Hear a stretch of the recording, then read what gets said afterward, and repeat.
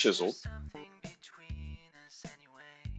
So should be pretty straightforward from here.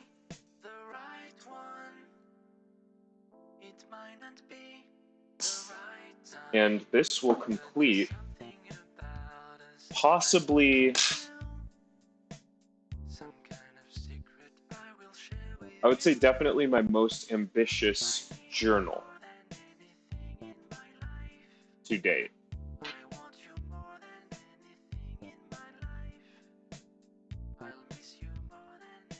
The dice bag, no, the Gitlin case. The Gitlin case was the most ambitious.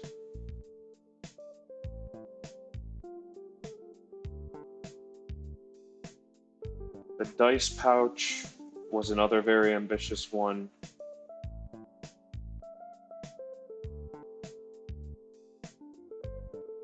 One year I just like absolutely went ham making Christmas presents. That year I was very ambitious. I made some like cylindrical boxes for some relatives of mine who are artists. And I started and then neglected to finish for probably a couple of years.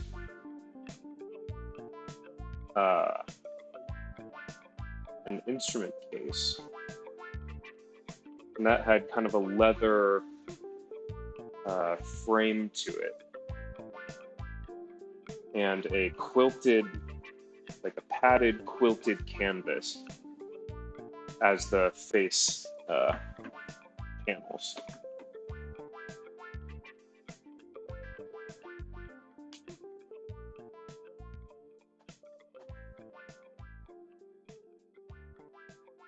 Let's see, okay. So I'm at an interesting juncture here.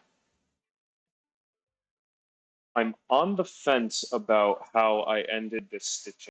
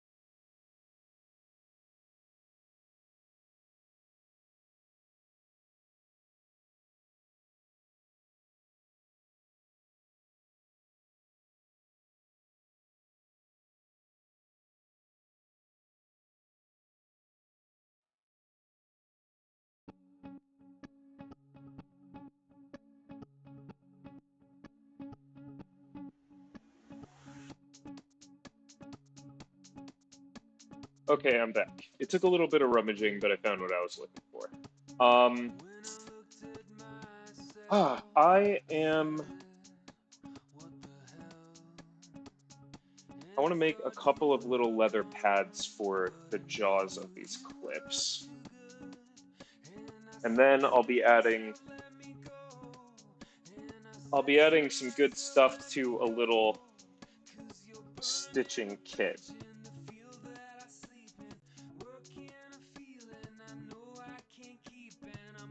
Let's see, what should that be like?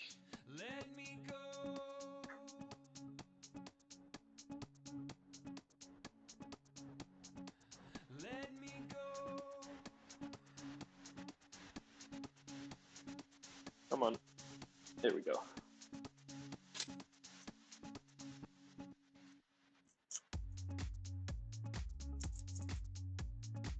right.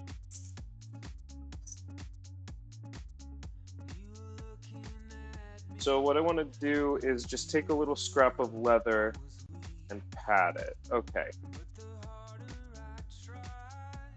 So I want like an inch. I'll just cut like inch strips this way. They're a little long, but that's fine. It'll be easier to fold them and hold them and pinch them and stuff. So, alrighty. Let me just get those out quick.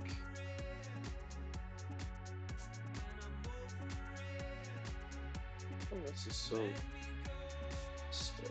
There we go. Hey, welcome back. I'm just making a little stitching aid here. I'm gonna take these binder clips and hold the pieces together so the pockets aren't flopping around while they're partly stitched on. So I'm gonna take a scrap of leather and use it to mask the jaws of these little binder clips. Thanks. Yeah, I've definitely done that before. I've done a few different things with like putting dummy needles in the holes or even pins. Obviously, there's the tape, but I really didn't want to fiddle around with the tape. And I think if I just cut out some of this scrap here, I think it's a good size. This will be a good use for it. And this will add to my little stitching kit.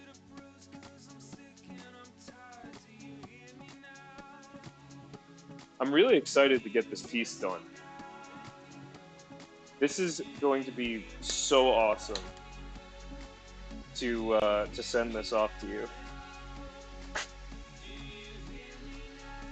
Okay.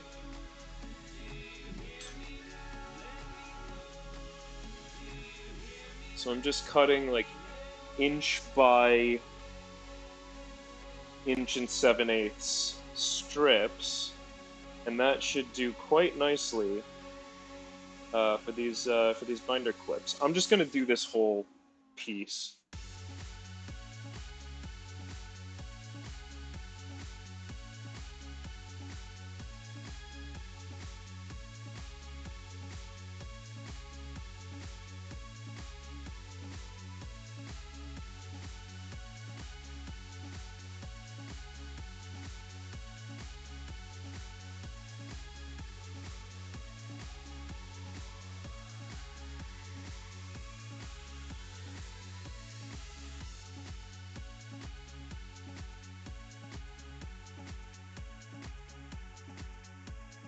This knife is making quick work of these. That's good.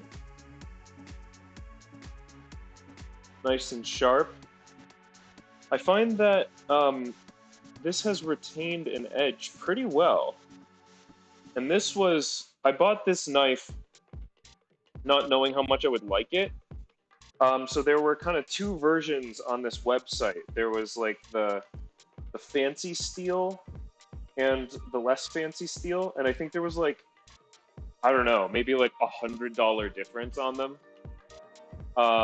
Fancier steels have better edge retention, which means that you can use them for longer without having to sharpen. Sharpening can become a lot of work in a workshop, so it's always nice to have good edge retention on your blades. but I wasn't sure at the price and how much I would like the tool in general, um, even assuming it was sharp. So I got the less fancy steel, and I find it's held up really well. Um, I do, I definitely notice that cutting paper with that knife, which is actually um, really why I got it, was to cut my paper for these journals. Um, Paper is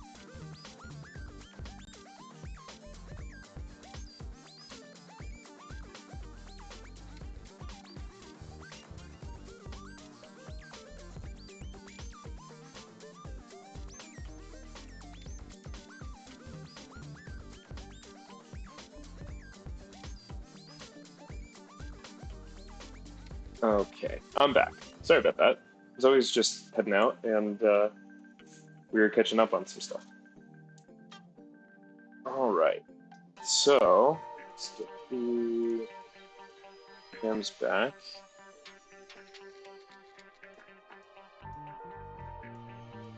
So, hey, what's up, Asus? Welcome in. How you doing?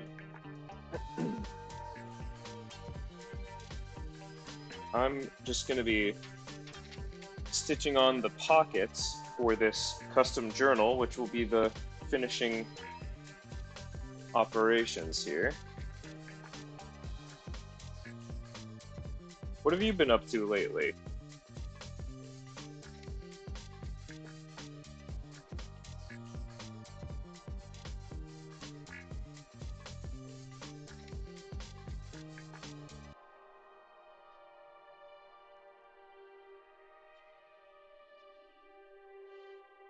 Again, using these little pieces of scrap, actually off-cut from this same journal. Maybe off-cut right here, actually. This could be the scrap that I trimmed off of the cover. Probably is. To mask off the jaws and make sure that I'm not leaving an impression in the finished piece. Okay, so I can take the needles out now. Hi, Cutie Starlight, welcome in. Hopefully you'll get to see me finish this journal here. Hope you're doing well today. Okay, so I'm gonna start from this end close to me.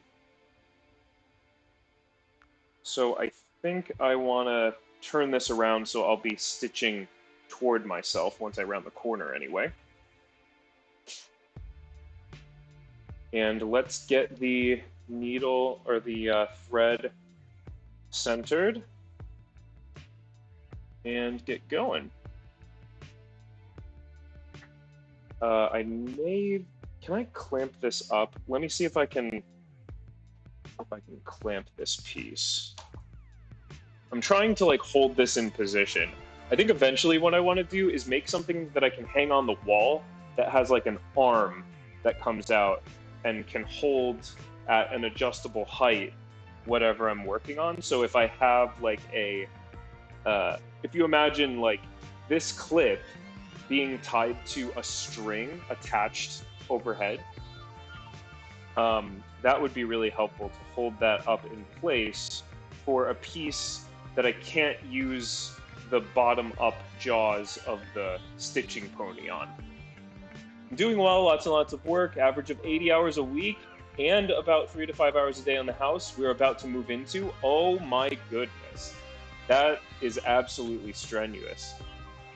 Wow. I hope that the end is in sight with the house and that you can move in and start really enjoying that soon. And hopefully work settles down as well. I hope that that's manageable for you in the meantime. Pretty much. I had bought the colors I needed, and I'm happy I got the right colors to finish my artwork. Awesome, awesome. Hopefully that means more posts from you soon as well. I need to go shower, but I'll be lurking. All right, yeah. Enjoy. Okay, so I was thinking about maybe wrapping the edge here. I do that sometimes, I don't do it other times. I haven't really figured out why. I think I'm gonna leave it. I'm not gonna wrap this end. And here's why. I think it will be more consistent with this stitching, which is like, it's interrupted at these corners. To me, for some reason, it feels more consonant with that, not to wrap this edge. Because I could put one more hole in the single layer of leather and then come up to where there's the pocket, so there's 2 layers, but I think I'm gonna leave it short. I think that's gonna work for the overall look and feel of the piece. Okay, so another padding piece, and let's see if I can hold this up with my clamp.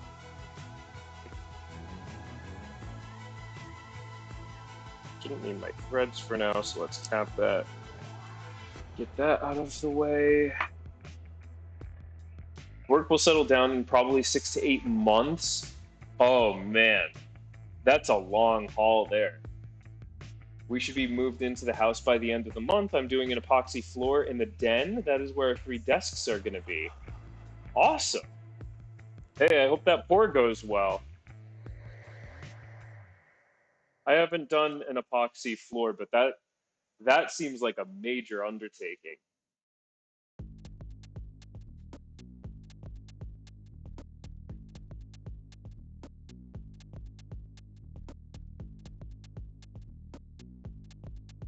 Let's see.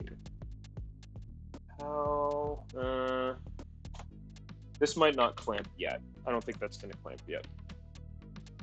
I might have to round the corner or get almost to the end of this. I think maybe halfway through this portion of the line up to the corner.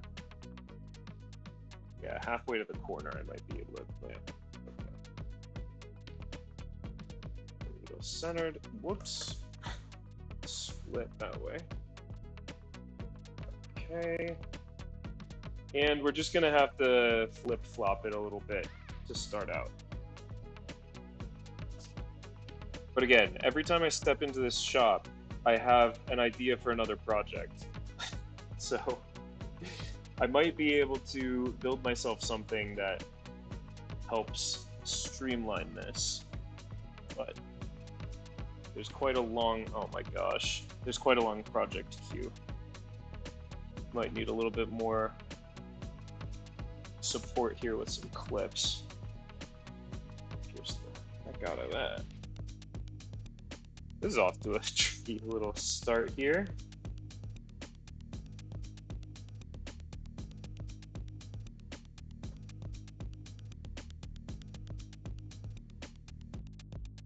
There we go. Okay.